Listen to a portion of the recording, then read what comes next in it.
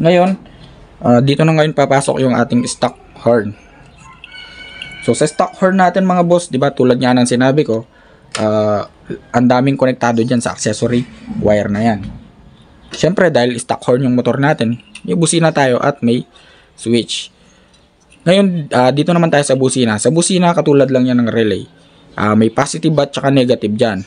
Ngayon, pagdating sa mismong load, 'di ba nga may positive at negative, reverse polarity yan, ano? Regardless kung saan papasok yung source, basta ang kailangan niyan, mapasukan lang ng source or positive at negative itong dalawang terminal na to. So naka-ready na yung mga wire natin. Ayan, para makita nyo. So yung gagawin nating positive is dito, ito yung hawak ko, yung kanan, at gagawin nating negative is yung kaliwang wire. So subukan natin. Lagay natin dito sa likod. Okay.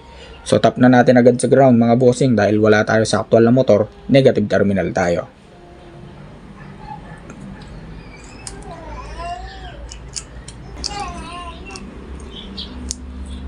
Okay, so natap na natin yung ground mga bossing, ano.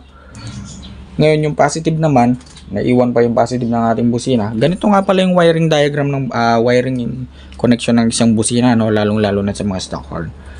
So yung isang wire naman na yon, dudugtungan natin ng switch yon, yung kabilang wire ng switch. Ayan. So dinugtungan natin. At yung kabilang wire naman ng switch natin. So itong kabilang wire naman, nakatap lang yan dito sa may ating accessory wire na tinatawag. Tulad nga ng sinabi ko, napakaraming connected dyan. Headlight, busina, flasher, brake light, tail light, starter at iba pa. So dahil connected na yung ating positive mga boss galing sa accessory wire na nanggaling sa positive terminal ng battery, lumabas sa ating accessory wire, tatawid dyan sa switch, tutunog na ngayon yung ating busina kasi meron na siyang positive at negative. So pagka pinindot natin to, yan.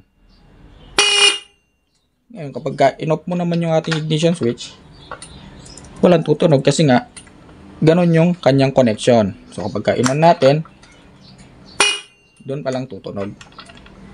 Okay? So bali, meron na tayong wiring ng busina mga boss, ano. Yung wiring na yan, mag-iiba pa yan kasi nga mag-install tayo ng dual horn na may Night 3 Plus Pro at the same time tayo ng halo switch. Okay? Yon. So next naman, install naman tayo ng dual horn. So sa dual horn natin, yan, ito na yung dual horn natin. May mga wires na siya. So again mga boss, pagdating sa busina, reverse polarity yan. So kahit na magkabaliktad dyan, okay lang. So dahil nga may mga wire na yan, so ang gagawin nating ground dyan is itong kulay black na wire. Yan, pagsamahin na natin yung dalawang black.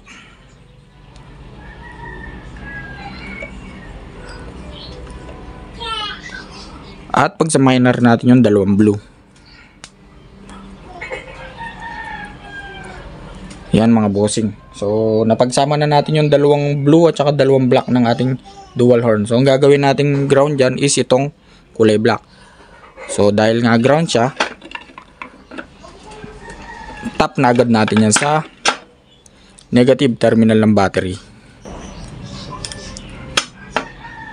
So ayan na mga boss, nakatap na yung ground ng ating dual horn, ano. So yung positive na lang. So dahil nga dual horn yan, kailangan natin gamitan yan ng relay. So meron ulit tayong relay dito. Again, same relay lang, 4 pins. Bali 5 pins siya. Tinabi na natin yung isang wire kasi nga hindi na natin gagamitin. Meron pa rin yung 30, 85 at 86 at 87. So again, yung 87 natin, yung output papunta na to sa load. I-connect na ngayon natin yung positive ng ating dual horn sa may ating 87.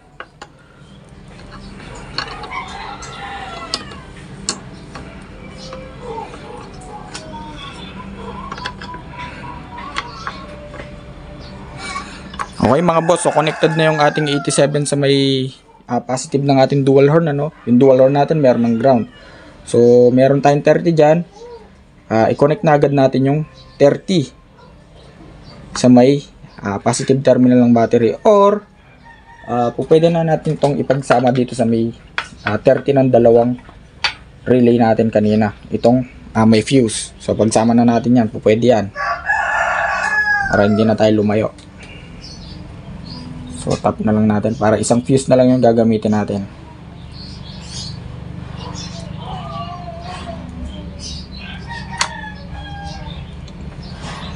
Okay, so connected na yung 30 ng ating relay para sa ating dual horn mga boss, ano. Ngayon may natira pang dalawang wire, yung trigger natin, yung positive at yung negative. So lagyan natin siya ng ground. So itong green, siya na lang yung gawin natin ground. So again, ground, tap na agad natin yan sa negative terminal ng battery dahil wala tayo sa actual na motor. Yun, so natap na natin yung ground mga boss, no, ng relay sa ating dual horn. So positive na lang ngayon yung may iwan. So yung positive, pwede nating kunin yan dito sa may switch ng ating stock horn. So tapos na yung connection natin mga boss, ano. So bali dito na ngayon papasok yung ating halo switch. Kasi nga kung itong supply na to, pagpapalit-palitin mo dun sa may dual horn natin, mawawala ng connection yung isa. So bali yung pinakatrabaho ng ating halo switch, pagpalit-palitin yung ating stock horn at loud horn. So ngayon, dito sa ating halo switch, so kapag tinanggal mo yan, meron tayong makikita dyan, meron tayong makikitang C, NO at saka NC. So ibig sabihin, yung common natin is yung kulay green. So dito papasok yung supply.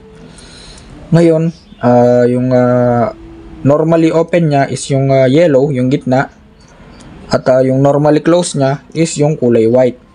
So yung black at saka red naman, positive at negative lang yan para sa ilaw ng ating halo switch. So meron kasing ilaw yan mga boss, ayan, kulay blue. So mapapansin nyo, may blue light yung ating halo switch. So bali ang pinakahanapin lang natin yan is itong tatlo na to, yung common, normally open at yung normally close. Okay, so excuse me. Ngayon punta tayo dito sa may ating stock horn switch. So kanina mga bossing, tabi muna natin to. Kanina kung tinatanggal natin dito yung ating switch, ayan, at saka ililipat natin dito para mapatunog yung ating dual horn. So bali hindi na natin kailangan gawin yun, ano. Okay, naka-on. On natin. So bali hindi na natin kailangan gawin yon para mapagpalit-palit natin. So balik natin. Ayan. So kapag binalik natin, stock horn yan. So kapag tinanggal natin, nilipat natin sa kabila, dual horn yan. Okay, so para hindi na tayo mahirapan pa, dito papasok yung ating halo switch. Okay, so susundan nyo lang yung wire mga boss, ano, yung wire ng stock switch natin, no? Susundan nyo lang yan. Ngayon, kayo nang bahala kung ikakat nyo yan or i-disconnect nyo yan sa may terminal ng horn or sa may busina. So dahil dinisconnect na natin, imagine, tinanggal natin yung terminal doon. So yung wire na yon, ito na, natanggal na yung positive supply ng ating stock horn. So bali dito natin i-connect yung common ng ating halo switch. Ayan. So dyan natin i-connect yung common ng ating switch. Okay, so kapag pinindot ko to, wala siyang supply mga boss, ano, even yung stock at saka yung loud horn. So dito papasok ngayon yung normally open at saka normally close. So yung normally close natin, itong white, i-connect natin ngayon yan dito sa may tinanggal nating wire na papunta sa ating positive ng ating stock horn. So i-connect natin yan. Ngayon pagka-connect nyan, dapat tutunog yung stock horn natin. Okay, so ibig sabihin trigger yung ating stock horn. Ngayon kapag pinindot natin to, dapat mawala yung tunog nyan.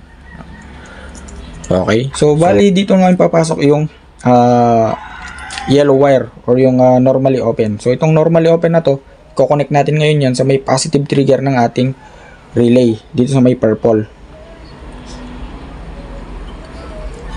So meron ng positive yung ating relay, meron na siyang ground, meron na siyang 30 at meron na siyang load papunta sa may dual horn. So tutunog na ngayon yung ating stock horn at saka yung ating dual horn na hindi na kailangan pagpalit-palitin pa ng mano-mano. So gamit lang to, no, mapapabilis natin yung pagsuswitch. Stock horn, pindutin natin yung halo switch, dual horn. Okay? So bali nandyan pa rin yung ating mini driving light mga boss, ano. Ayan. So kapag in-on natin, nandyan pa rin yan, ilaw pa rin yan.